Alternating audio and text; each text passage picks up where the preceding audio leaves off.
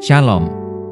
Selamat datang di Renungan Harian Rhapsody of Realities Indonesia, edisi 8 September 2025. Judul renungan hari ini adalah, Karena Iman, Bukan Karena Hukum Taurat. Ayat Alkitab pembukaan kita terdapat dalam Galatia 3 ayat 13-14, yang berbunyi, Kristus telah menebus kita dari kutuk hukum Taurat. Yesus Kristus telah membuat ini, supaya di dalam Dia berkat Abraham sampai kepada bangsa-bangsa lain, sehingga oleh iman kita menerima roh yang telah dijanjikan itu.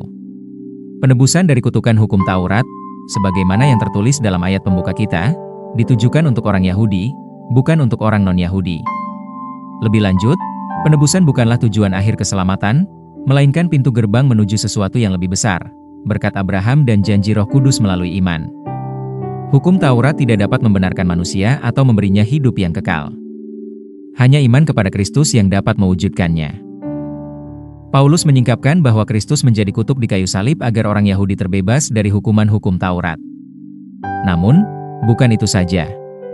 Ia melakukannya agar berkat Abraham, pembenaran, kasih karunia, warisan, dan Roh Kudus dapat sampai kepada bangsa-bangsa lain.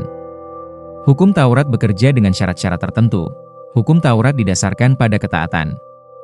Misalnya, dalam Keluaran 19 ayat 5, Allah berfirman, "Jadi sekarang, jika kamu sungguh-sungguh mendengarkan firman-Ku dan berpegang pada perjanjian-Ku, maka kamu akan menjadi harta kesayangan-Ku sendiri dari antara segala bangsa." Namun, berkat Abraham bekerja melalui iman. Ini bukan tentang memenuhi syarat melalui perbuatan, tetapi tentang menerima melalui iman. Sebagaimana Alkitab mengatakan bahwa percayalah Abraham kepada Tuhan, dan Tuhan memperhitungkan hal itu kepadanya sebagai kebenaran. Roma 4 ayat 3. Sekarang, kita yang percaya kepada Yesus dibenarkan oleh iman dan menjadi bagian dari berkat yang sama. Berkat itu mencakup Roh Allah yang tinggal di dalam kita, yang membimbing, memberdayakan, dan mengubah kita dari dalam.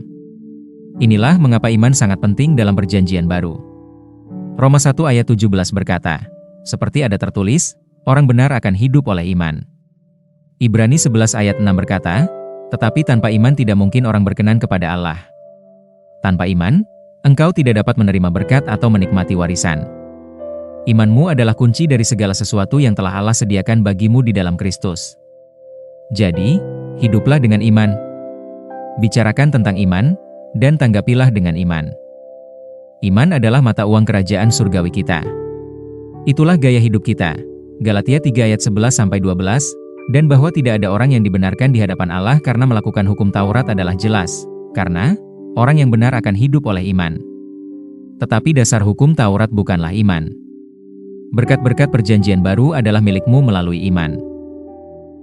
Mari kita bersama-sama berdoa. Bapa terkasih, terima kasih telah membawaku ke dalam kebebasan mulia sebagai anak-anak Allah.